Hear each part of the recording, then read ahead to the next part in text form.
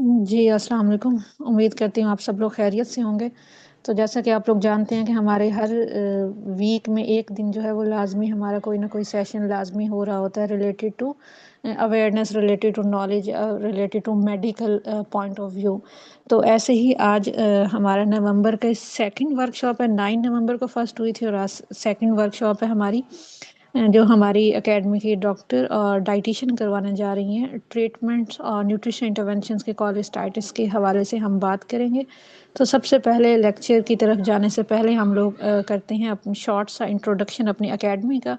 उसके बाद इंशाल्लाह हम लोग स्टार्ट कर देंगे, ज़्यादा टाइम नहीं लेंगे आप लोगों का। तो ये हमारा पोस्टर था जो कि इधर उधर सर्कुलेट हो रहा था हर साइट पे। तो एकेडमी जो है वो रजिस्टर्ड है मेडिक प्रो इंटरनेशनल एकेडमी के साथ। जो सर्टिफिकेशन हम प्रोवाइड कर रहे होते हैं वो ई सर्टिफिकेट हम प्रोवाइड कर रहे होते हैं वहाँ से बनवा के। उसके बाद ये हमारी कुछ डॉक्टर की टीम है जिसमें साइकोलॉजिस्ट भी हैं, डाइटिशियंस भी हैं, और फिजियोथेरेपिस्ट भी हैं और जनरल सर्जन भी हैं जैसे डॉक्टर आयशा। और साथ ही साथ जो हैं वो बाकी भी हेल्थ केयर प्रोफेशनल्स काम करें, हेल्थ कोच। तो ये कुछ हमारे वॉलंटियर्स हैं और ये हमारी एकेडमी की सर्विसेज हैं कि हम सिर्फ़ और सिर्फ ऑनलाइन एजुकेशन नहीं प्रोवाइड करें, हम ऑनलाइन कंसल्टेशंस भी प्रोवाइड करते हैं। इवन कि हमारी जो एकेडमी के डॉक्टर्स हैं वो पूरे पाकिस्तान में से हैं, कोई पंजाब से है तो कोई सिंध से है।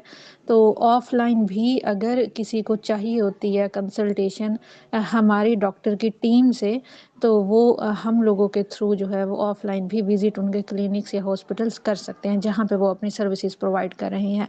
वैसे एजुकेशन जिस तरह से ऑनलाइन ली जा सकती है, तो ट्रीटमेंट नहीं तो कम से कम कंसल्टेशन काउंसलिंग भी करवाई जा सकती है। तो ये खैर उसके बाद हम मज़ीद आगे चलते हैं। तो अभी मैं इनवाइट करूँगी डॉक्टर आयशा, आप प्लीज़ स्टार्ट कर दें। Thanks. Thank you, Sahar. So, Assalamu alaikum to all the participants. I'm Dr. Aisha Masroor. I am working as a general and breast surgeon at Hyderabad, and today we will discuss about the most important topic जो आजकल हमारे हर दूसरे patient के साथ मसला चल रहा है. It is the पित्ते की पथरी, that is the cholelithiasis. So we will discuss about the recent advances, about the causes and the management of the cholelithiasis. Next please. जैसा कि आप सब लोग भी जानते होंगे, इंसिडेंस जो है कोलिलिथियासिस का, पित्ते की पथरी का, वो आजकल बहुत ज़्यादा बढ़ गया है। ठीक है, हमारे पास जो जितने भी पेशेंट्स ओपीडीज़ में आ रहे होते हैं, तो मैं तो यही समझती हूँ कि 70% तो पेशेंट्स की कंप्लेन यही होती है। कुछ हमारे पास अल्ट्रासाउंड के साथ आते हैं जिनकी डायग्नोसिस कंफर्म होती है, कुछ हमारे पास ऐसे फीचर्स के साथ आते हैं जिनकी हम एग्जामिनेशन करते हैं, हिस्ट्री लेते हैं और देन हम अल्ट्रासाउंड करवाते हैं, तो वो डायग्नोस हो जाते हैं as a case of cholelithiasis. Incidence हर एज में, ऐसा नहीं है कि सिर्फ जो है ना यंग एज के पॉपुलेशन में ये मसला बढ़ रहा है, बट नहीं, हर एज की पॉपुलेशन में ये मसला उतना ही कॉमन है। और मोस्टली पेशेंट्स जो प्रेजेंट हो रहे हैं ना, वो सिम्टम्स के साथ ही हो रहे हैं। ऐसा भी नहीं है कि असिम्टोमेटिक है तो हम छोड़ दें, नहीं. We have mostly the symptomatic cholelithiasis. So what is the cholelithiasis? Coli is meaning like gall or the bile, and lithiasis is the stone. So cholelithiasis is the gall stone. And the back करें please, incidence वाली slide पे लेकर आए. The incidence of gallbladder disease is increasing day by day in developing as well as the developed countries. ठीक है, पहले ये कहा जाता था कि डेवलप्ड कंट्रीज़ के लोग जो हैं वो ज़्यादा फास्ट फूड को प्रिफेयर करते हैं, फैटी फूड वो ज़्यादा लेते हैं, and they have a more consumption of alcohol and smoking, तो उनकी बॉडी में वो वाली चेंजेस आती हैं कि they are more prone to develop the gall stone. But nowadays developing countries like हमारे इन द एशिया, या सिर्फ हम सिंध की पॉपुलेशन को ही देखें या पाकिस्तान की पॉपुलेशन को ही देखें ना, तो we have more incidence of cholelithiasis day by day. Even हमारे तो वो पेशेंट जो अनअफोर्डेबल हैं, जो इतना ज़्यादा आई थिंक नहीं ले रहे होते हैं फैटी फूड्स वगैरह, उनको भी है. तो सिर्फ ये इस वजह से नहीं है कि आप फैटी फूड्स लेंगे तो आपको कोलिलिथियासिस होगा, but it has more other factors also. So gallstone is observed in 8% and 20% of patients over the age of 40 and 60 in Pakistan respectively. मतलब जैसे as the age is increasing, the chances of gallstone is also increasing.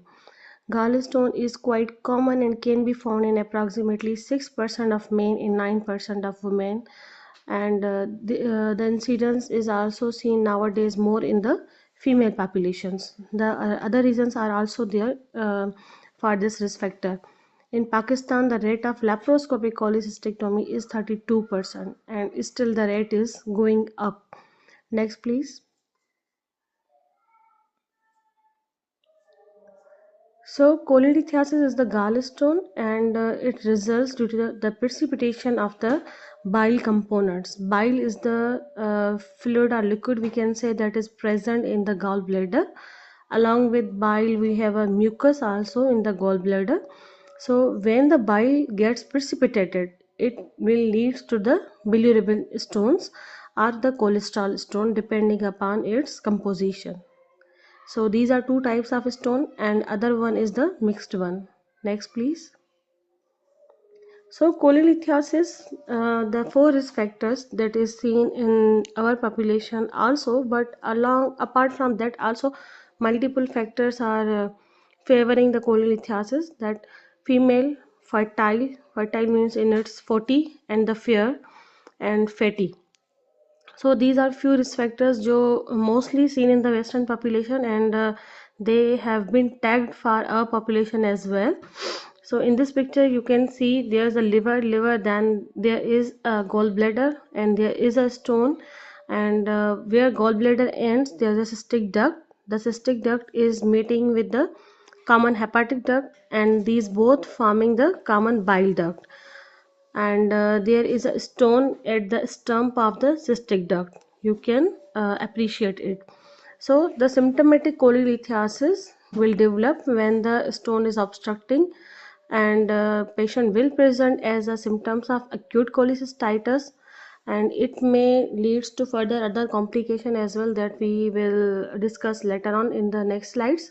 And there is also a chances of acalculous cholecystitis without gallstone, and this mostly happen in the patient that are severely ill, are having long term in PO, are not taking proper meals, are in the ICU with the severe diseases like any burn patient. So next, please. So this is the whole background of the cholelithiasis. Very good illustration of the picture. Signs and symptoms are usually some are present like asymptomatic, उनको पता नहीं होता, और कुछ को पता होता है, will present with the symptoms. We label them as a biliary colic. उसमें क्या होता है कि there is a pain in the right upper quadrant of pain or the epigastric pain, ठीक है, that is sometimes localized or sometimes that is radiating to the back as well, and it is triggered by the taking meal, and it is mostly relieved on taking painkillers or omeprazole. The causes are the imbalance in the bile की जो concentration है उसमें कुछ imbalance हो जाता है, उसकी वजह से ये गालस्टोन प्रिसिपिटेड होते हैं. कोलेस्ट्रॉल स्टोन्स जो हैं वो एक्सेस ऑफ कोलेस्ट्रॉल से बन जाते हैं, and the pigment stone is due to the bilirubin pigmentation, and pigmented stone may be due to some hemolytic anemias also. The diagnostic point of view, we have a main diagnostic tool is the ultrasound. Like in the kidney stone, we have a X-ray is the main diagnostic tool, and for the gallstone we have a ultrasound. And why that is, क्यों ये gallstone ultrasound पे आते हैं और kidney stone जो है X-ray पे आते हैं? Anyone from the participants wants to answer?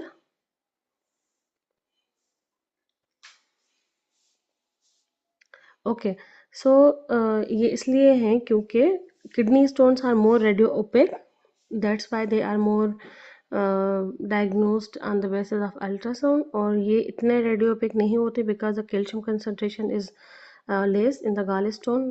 इनको हम रेडियोल्यूसेंट कहते हैं, but it is more commonly picked by the ultrasound. But if the gallstone is travel are tackled towards the CBD, that is the common bile duct, then we will go for the ERCP. And ultrasound again हमें बताएगा कि गाल stone कहाँ पे है और उसने कोई कॉम्प्लिकेशन डेवलप की है नहीं की है, और अक्यूट है नहीं है। अक्यूट के कुछ फीचर्स होते हैं अल्ट्रासाउंड पे, but ERCP is another diagnostic and therapeutic tool as well. अगर गाल स्टोन गॉल ब्लैडर से निकल के CBD तक चला जाता है, then we have option of ERCP। Next please. So this is the same picture.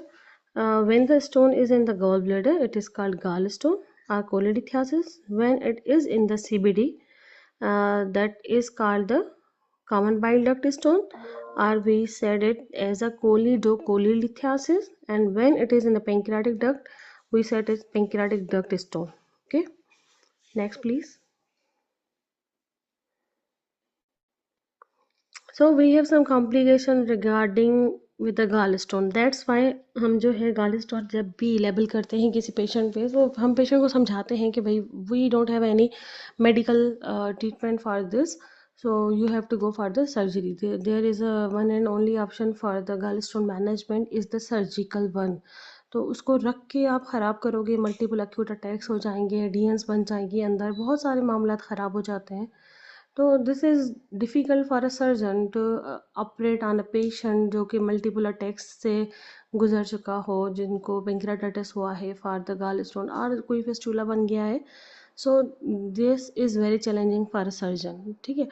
And for that reason we are giving awareness to the patients that if you have a disease, you have any complain with that stone, so it's better to undergo for the surgery as soon as possible you can.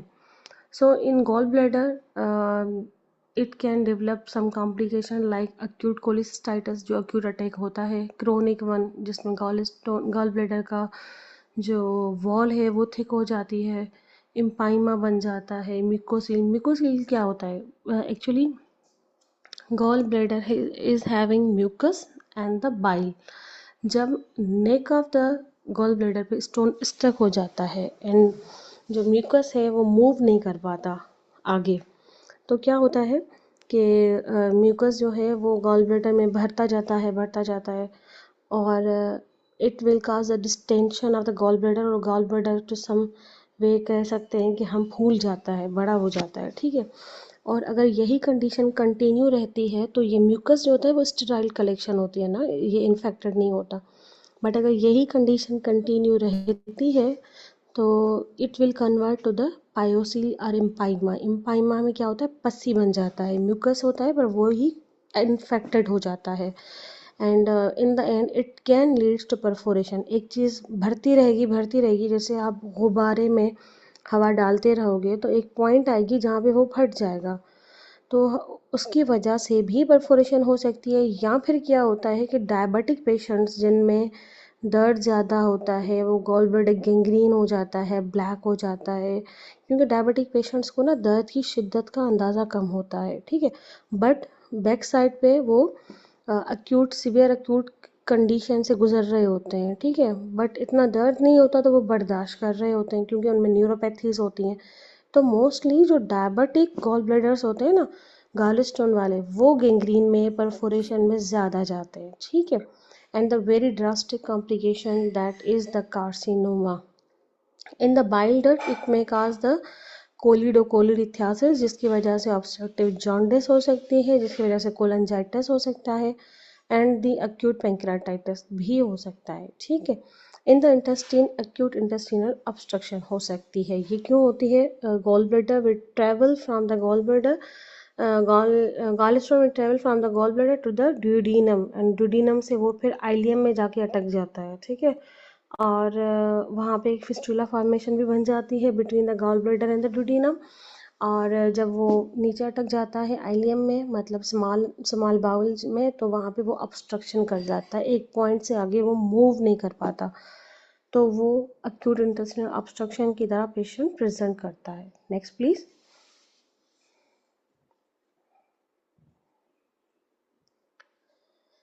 Next please.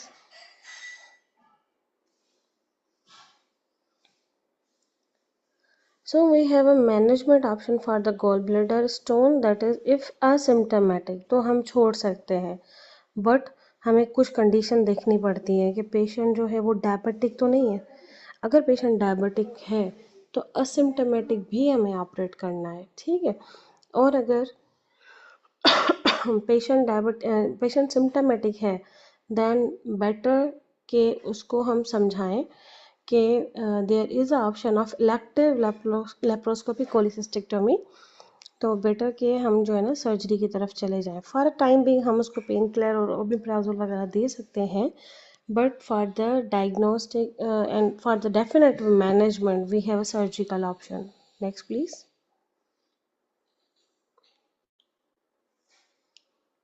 Next, so indication of laparoscopic cholecystectomy is biliary colic, chronic cholecystitis, gallbladder polyp, अगर 1 centimetre से बड़ा polyp है, कोलिडोकोलोलिथियासिस हो जाता है क्योंकि gall stone नीचे tackle कर जाते हैं, तब भी हमें निकालना पड़ेगा। गॉल स्टोन की वजह से पेंक्रेटाइटिस हो रहा है या प्रीवियस कोलिसिस्टाइटिस की हिस्ट्री है तो भी हमें स्टोन निकालने पड़ेंगे, because these are all the indication जहाँ पे वो हम उसको लेबल करते हैं as a symptomatic gall stones. Next.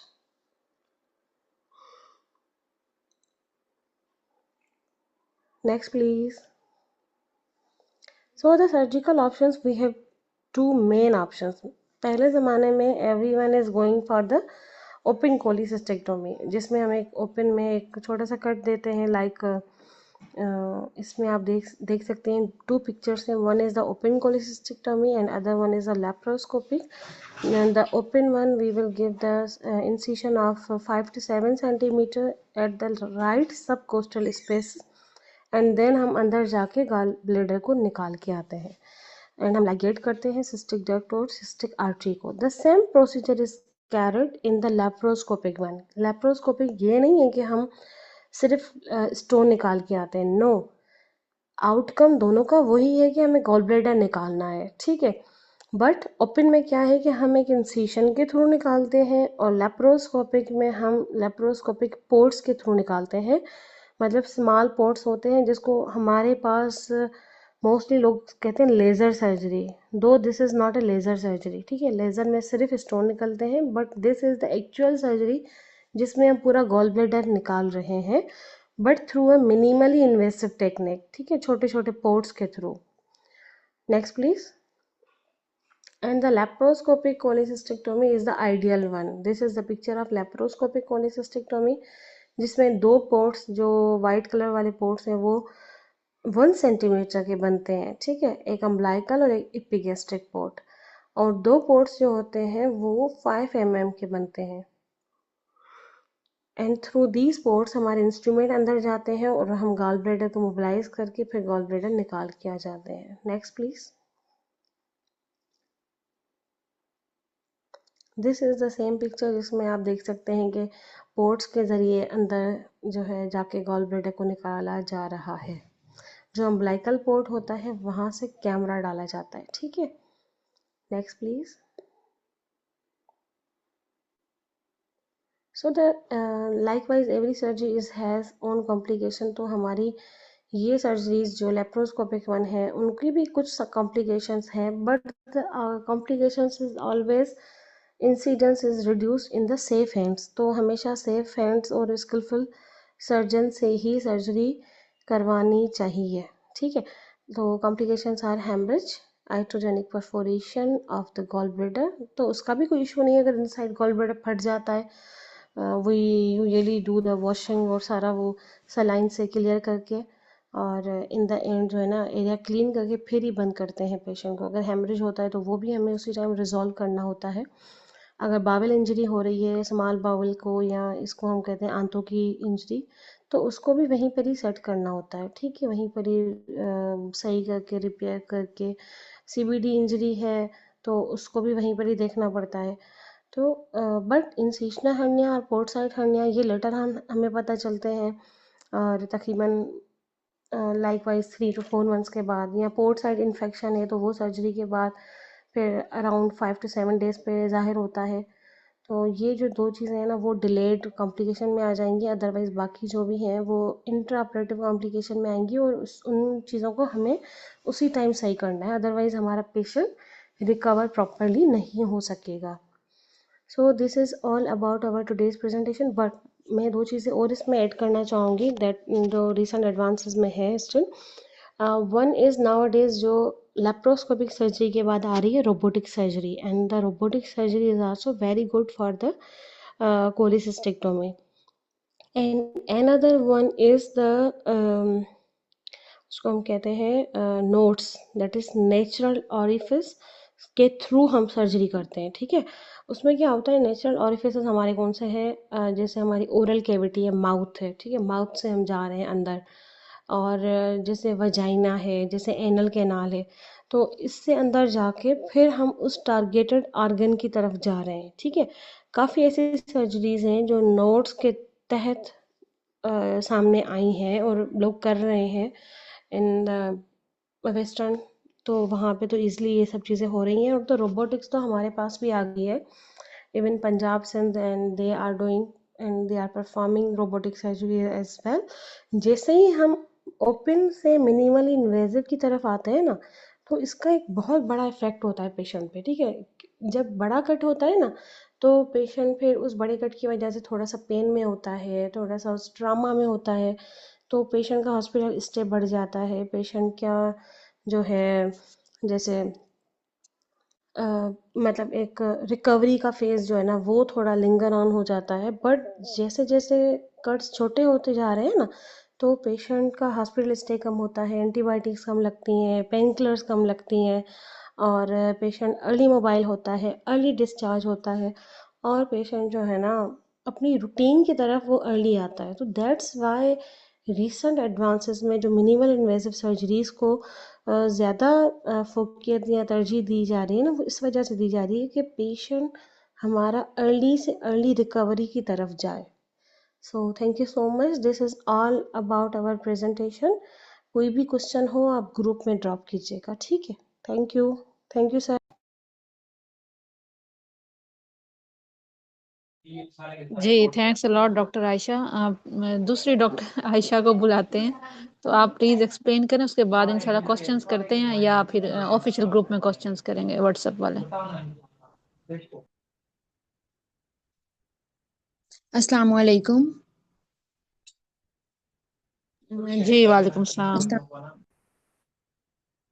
Am I audible to all? Yes yes, Audible. Okay, let me introduce myself. I have completed my research work recently in 2020-25 and also gain clinical experience from different reputable hospitals like THQ Hospital, Gojra, and Allied Hospital, Faisalabad, and Combined Military Hospital, Rawalpindi. So today our topic is nutritional intervention for the cholelithiasis, and here is the I will all discuss about the lithogenic diet. Okay, it's all lithogenic diet of the gall's bladder stones. Okay, and if now I will read the slide and then explain. Gallstones are more prevalent in the low fiber, high fat and westernized diet, rapid weight loss, जो कि gastric bypass and fasting or severe caloric restriction is associated with high incidence of biliary sludge and gallstone formation. ठीक है, तो basically gallstone formation की जो उसकी quality और quantity जो ख़राब हो चुकी होती है, उसकी वजह से ही गैलस्टोन जो है ना वो बन रहे होते हैं। ठीक है, वो सारी बाइल की जो होती है ना वो सारी गेम होती है कि उसकी क्वांटिटी और क्वांटिटी दोनों जो हैं वो ख़राब हो चुकी होती हैं। ठीक है, डैमेज हो चुकी होती हैं। उसके बाद आ जाता है कि यहाँ पे हाई फ्रुक्टोज इनटेक अगर जो है वो डाइट में ऐड होगा, ठीक है, हाई बीन इनटेक ऐड होगा और लो विटामिन सी होगा और जंक फूड अगर ज़्यादा होगा, ठीक है, जिस तरह से जो है अगर अल्कोहल जिस तरह आपने ऊपर डिस्कस किया वेस्टर्नाइज डाइट जिसमें अल्कोहल भी आ जाती है, ठीक है, ये सब जो है वो कोलिलिथाइसिस के रिस्क फैक्टर्स को बढ़ा देते हैं। ठीक है, Next slide, please. Here is the medical nutrition therapy. I will discuss one by one. There are also some benefits in replacing the simple sugars and refined starches with high fiber carbohydrates. Eat more foods that are high in fiber, such as fruit, vegetable, beans, and peas. Whole grain, including the brown rice, oats, and whole wheat bread. Vegetarian diets also high in fiber and low in fat, means high animal fat जो है, high और less vegetable fat जो है, अगर वो diet में होगी, ठीक है, यानी इम्बैलेंस हो जाए, तो जो है वो रिस्क फैक्टर्स जो है वो बढ़ सकते हैं. Then eat healthy fats like olive oil to help your gallbladder contract and empty on regular basis. Take sufficient fat in the low calorie diet, 7 to 10 gram per day. ठीक है, अगर low fat की बात की जाए तो उसमें अगर 3 ग्राम से मिनिमम जो है ना वो फैट आपने फुल डे जो है वो कंज्यूम करनी है, अगर लो फैट जो है वो लो फैट डाइट जा रही है, ठीक है. And then avoid unhealthy fats like although found in the desserts and fried food items. Next slide.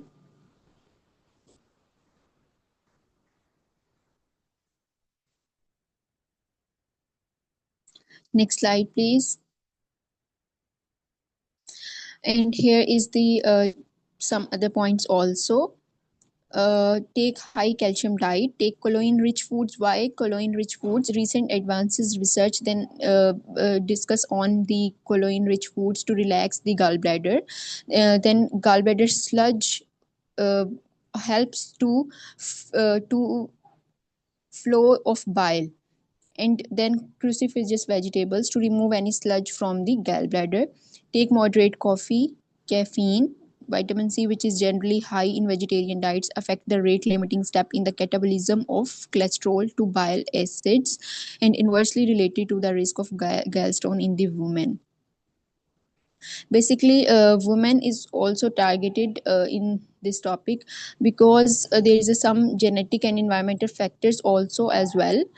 All along with the weight reduction, some evidence indicates that physical activity reduces the risk of cholecystitis. Cholecystitis, also known as the gallbladder inflammation.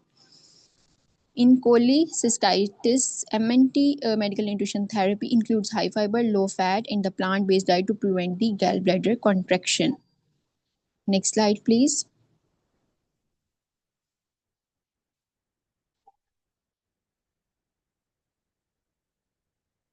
And here is the foods which allowed and food limited for or avoided. Beverages, skim milk, coffee, tea, carbonated beverages, and fruit juices. And then whole milk, cream, and evaporated and condensed milk. And then bread and cereals, complex carbs only, and foods limited, refined breads, waffles and pancakes, means high fructose food. And then desserts, gelatin, sherbet, fruit, whips made without creams, rice, and tapioca. Pudding made with the skim milk. And then food limited pastries, rich cream cakes, and cookies, ice creams. Also fruits, all the fruits as well tolerated. And then food limited avocado. And here is next slide. Kindly next slide. Here is the eggs. 3 allowed per week, cooked anyway except the fried. And food avoided fried eggs. And then fats, 3 teaspoon butter or margarine, salad, and the cooking oils and mayonnaise. Meats, lean meats such as beef, liver, lean fish that have been baked, broiled, or roasted without added fat. Food avoided fried meat, bacon, ham, pork, goose, duck, fatty fish, and then fish canned in oil and cold cuts, like processed meat. And then here is the cheese, dry or fatty, free cottage cheese, and food avoided all other cheeses. Next slide. I will describe one by one. Then I also explained a summary of lithogenic diet. Next slide.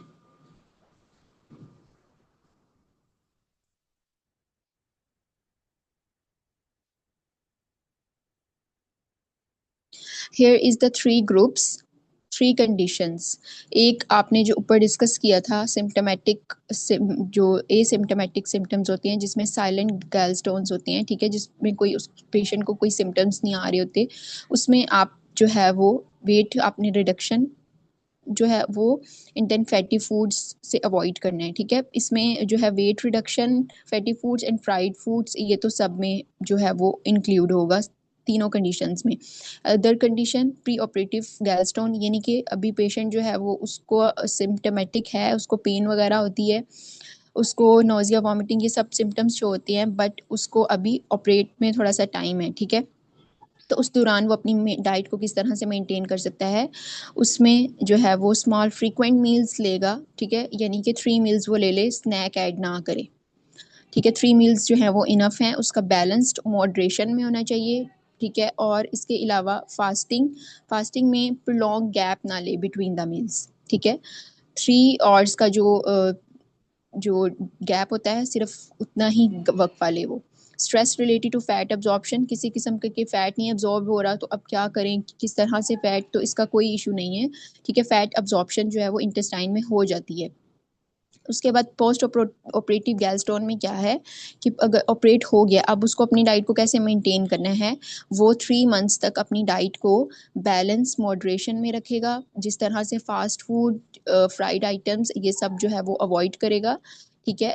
First 3 months में आहिस्ता आहिस्ता वो regular fat को use कर सकता है 3 grams full day में, ठीक है. तो पोस्ट ऑपरेटिव गैलस्टोन में फास्टिंग, स्मॉल फ्रीक्वेंट मील्स आ जाती हैं, ठीक है. ये 3 कंडीशंस होती हैं, ठीक है. और 3 कंडीशंस में आपको लिथोजेनिक डाइट का ख्याल थोड़ा उसको लेना पड़ता है, ठीक है. और इसमें एक और बात है कि एक रीसेंट एडवांसेस में रिसर्च थी, उसमें ये देखा गया कि लेमन के साथ apple cider vinegar in the lukewarm water, वो जो है वो आपके फ्लो, बाइल के फ्लो को रेगुलेट करता है, और गैलस्टोन को कोई स्लज हो, ठीक है, तो उसको डिज़ोल्व करने में हेल्प करता है, ठीक है. Early in the morning you can ये यूज़ कर सकते हैं, ठीक है. उसके बाद जो है वो एक बोटेनिकल हर्ब है, इंडियन हर्ब आंवला, ठीक है. उसको जो है वो उसको क्रशर बोला जाता है गैल स्टोन्स के लिए, ठीक है. वो डिज़ोल्व जो है वो बाइल स्टोन को डिज़ोल्व करने में हेल्प करते हैं.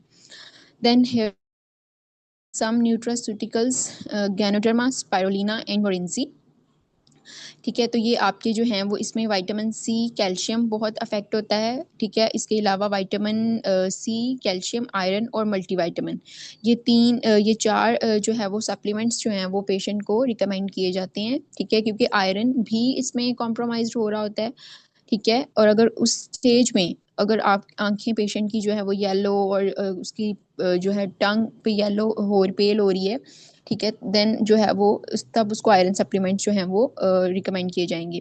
साथ ही विटामिन, कैल्शियम, विटामिन सी, ठीक है. और बेसिकली कंट्रोवर्शियल फैक्टर्स में आ जाते, अगर हम कंट्रोवर्शियल फैक्टर्स की बात करें तो उसमें हाइपर कैलोरिक डाइट है, सैचुरेटेड फैट डाइट है, रिफाइंड कार्ब्स है, लो कैलोरिक डाइट है, prolonged fasting, high bean intake है, हाई फ्रुक्टोज इनटेक है, यानी कि आप कोई भी डाइट को ज़्यादा ले रहे हो, बैलेंस में नहीं ले रहे, मॉडरेशन में नहीं ले रहे, क्योंकि कोलेस्ट्रोल जैसे ही जो है वो बढ़ेगा तो वो जो है वो कोलेस्ट्रोल जो है वो प्रॉपरली वर्क नहीं कर रहा तो वो छोटे छोटे स्टोन्स बनाना स्टार्ट कर देता है, ठीक है. एंड लाहौर की एक रिसर्च थी जिसमें उन्होंने कोलिलिथाइसिस के जितने भी पोस्ट ऑपरेटिव पेशेंट्स थे उनकी एक रिपोर्ट तैयार की, जिसमें उन्होंने डाइटरी जो है वो पैटर्न्स देखे, तो उसमें सब में हाई फैट डाइट जो है वो जा रही थी, जिसमें पराठा जा रहा था, जिसमें एग, यानी कि ये पराठा, एग, ये रूटीन में इतने ज़्यादा थे, बैलेंस में नहीं थे. यानी उनकी डाइट में देखा गया कि हाई फैट डाइट और जो फ्राइड आइटम्स हैं ये सब ज़्यादा जा रहे थे. आप इसको सर्च भी कर सकते हैं, आर्टिकल को, पेपर है एक ये, तो उसमें ये रिसर्च की गई थी. Here is all about my presentation. If you can question, you can drop in group. Thank you. जी thanks a lot. Time too much short है, इंशाल्लाह हम ऑफिशियल ग्रुप में जो है वो क्वेश्चंस करते हैं। बाकी किसी का भी कोई क्वेश्चन है तो वहाँ पे कर ले या इनबॉक्स मुझे कर दे, मैं पूछ के बता दूंगी, ठीक है। फिर इंशाल्लाह मुलाकात होती है न्यू वीक न्यू सेशन में। अल्लाह हाफिज़, टेक केयर।